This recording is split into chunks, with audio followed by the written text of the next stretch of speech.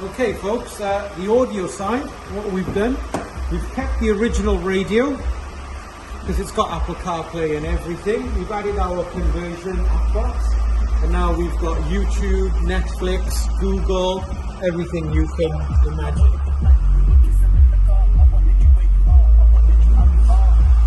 What we've done is we've done some XFIRE mids and tweaks in the front doors. We lift the amp. We've done 2 amplifiers and a DSP. And then in the rear, we've done some full range coaxial speakers. For the kids, 2 12.5-inch screens. And then to finish off, you can just see the subs. I don't know if you need some more light.